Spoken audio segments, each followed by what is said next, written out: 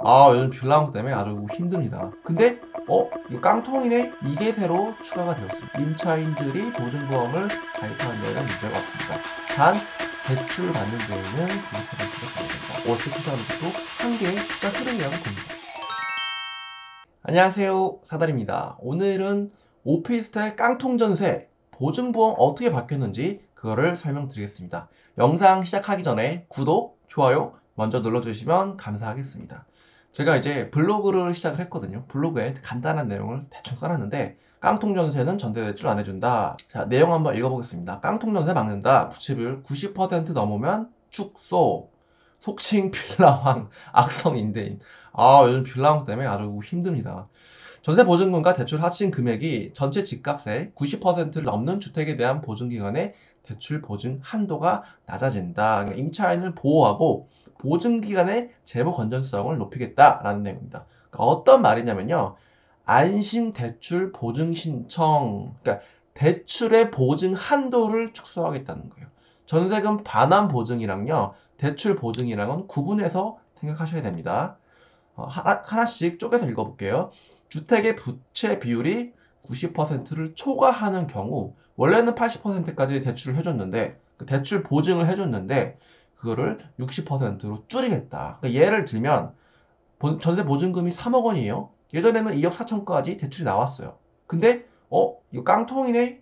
하면 이제 1억 8천까지만 보증이 나온다라는 거죠. 사실상 은행에서 허그 보증이 없으면 대출이 나오지 않기 때문에 40%를 자기 자본으로 갖고 있는 임차인이 아니고서는 대출이 이제 힘들게 됐습니다.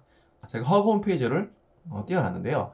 여러분들이 구분하셔야 될 게 임대 보증금 보증이 있고 전세 보증금 반환 보증이 있어요. 둘이 어떻게 다르냐면요. 은행에서 내가 돈을 빌려요. 근데 못 갚을 수도 있잖아요. 그거를 허그에서 못 갚으면 내가 대신 갚아줄게 하고 대출 보증을 서는 게 여기서 말하는 그 임대 보증금입니다. 전세 보증금 반환 보증은요, 어떤 거냐면요. 임대인이 전세 보증금 떼먹는다? 그러면 허그가 돈 대신 내어줄게. 임차인을 위해서 있는 게 전세 보증금 반환 보증이에요. 근데 아까 뉴스에서 나왔던 거는 여기 임대 보증금 그 관련된 내용이에요. 기존에 있던 전세 보증금 반환 보증은 다행히도 바뀐 게 없습니다. 자, 허그에서 개인 보증 누르시고 전세 암신 대출 보증하면은 이렇게 나오죠. 임차인 금융기관, 임차인 전세 대출금을 상환 불가하면은 허그에서 금융기관에서 내가 책임지고 돈 내주겠다. 그러니까 믿고 전세금 빌려줘. 라고 해서 그동안 이거 없으면 사실상 전세 대출이 안 됐었어요. 자, 보증상품 개요 구체적으로 보겠습니다. 주거용 오피스텔도 주택 유형에 포함이 되고요. 하나씩 보겠습니다. 보증 금액은 보증 신청이 신청한 금액까지 된다. 그리고 전세 보증금의 80% 이내, 그리고 신혼부부 청년은 90%까지 되는데 이게 새로 추가가 되었습니다. 부채 비율이 90%를 초과하는 경우 한도를 60% 또는 60% 이내로 제한. 그러니까 안 해준다는 건 아니에요. 40%가 자기 자본으로 있으신 분들은 여전히 80%를 해주는데 1월 16일 이후부터는 부채 비율이 90%가 넘으면 앞으로는 60%면 해주겠다. 그러면 우리는 어떻게 될까요? 그거에 맞춰서 이제 투자를 해야겠죠. 여기서 말하는 그 90%라는 거는 주택 가격이라는 거예요. 주택 가격. 그 주택 가격은 어떻게 하냐? 자, 하나씩 보겠습니다. 오피스텔로 검색하면 빨라요. 주택 가격 산정 기준 해가지고 주거용 오피스텔은 KB 시세 하한가 적용이라고 되어 있죠. KB 시세가 없는 경우에는 공시급 가격의 140%에 해당하는 금액. 이것도 원래는 150%였는데 140%로 내려간 거죠. 그러니까 내용을 좀 요약을 해보면 KB 시세 하한가의 90%에 우리가 전세를 놔줘야 임차인이 대출을 80%까지 받을 수 있다라는 거예요. 아시겠죠? 그러면 다시 앞으로 돌아가서 보증금 반환 보증을 한번 보겠습니다. 이거는 바뀐 게 제가 없다고 말씀을 드렸어요. 자, 오피스텔이라고 제가 검색을 해볼게요. 주거용 오피스텔도 보증 대상 주택인데 임대차 그 전세 계약서에 주거용이라고 표기되어 있어야 된다. 뭐 이거는 뭐 그렇게 문제될 건 없는 것 같아요. 쭉쭉쭉 내려가다 보면은 주택 가격 산정이 나옵니다. 주택 가격 산정이 똑같이 주거용 오피스텔은 KB 시세의 하한가 적용이라고 되어 있어요. 요거는 바뀐 게 없어요. 그러니까 100% 안에만 들어온다면 임차인들이 보증보험을 가입하는 데는 문제가 없습니다. 단 대출 받는 데에는 90%가 되어야 된다. 그래서 제가 앞으로 어떤 전략을 취할지 여러분들한테 생각을 나눠드리겠습니다. 그 전에 잠깐 홍보를 좀 하겠습니다. 제가 오피스텔 세금 특강을 강남역에서 1월 28일 토요일 1시부터 3시 사이에 열려고 합니다. 많은 분들이 질문을 드려서 열게 되었는데 여기에는 어떤 내용들이 다뤄져 있냐면 취득세, 종부세, 건보료, 임대소득세, 부가세, 법인으로 할지 개인으로 할지, 양도세, 사업자 등록 이런 내용들이 아주 디테일하고 실제 사례들까지 실어서 여러분들한테 설명을 드리고 싶습니다.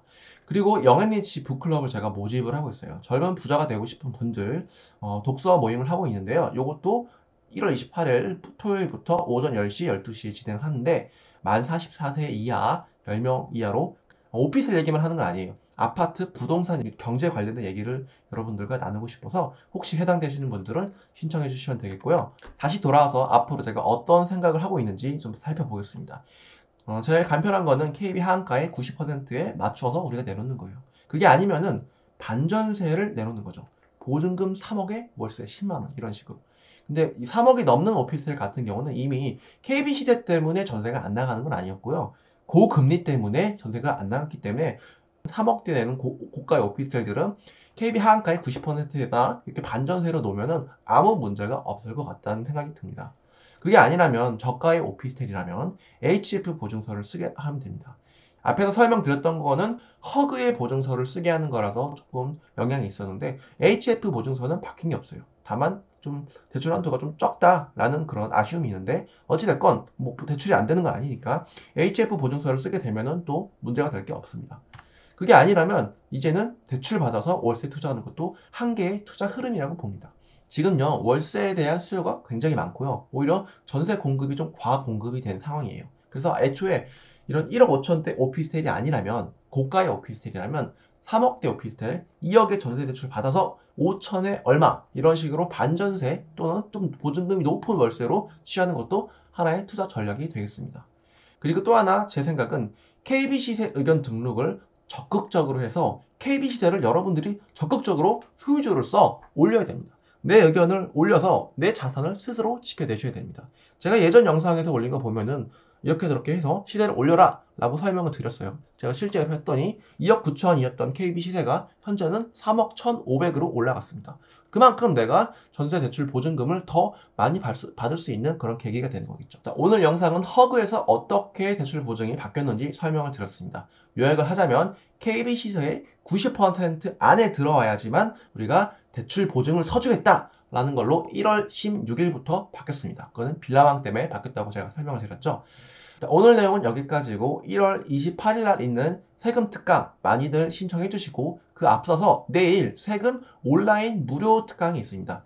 무료 특강은 심오한 내용보다는 불인이 분들을 대상으로 세금에 대한 윤곽을 좀 잡아드린 내용이고요. 제가 지금 독서 모임도 모집하고 있으니까 부자가 되고 싶은 젊은 분들은 많이 신청해 주시면 감사하겠습니다. 오늘 내용은 여기서 마치도록 하겠습니다. 사다리였습니다. 감사합니다.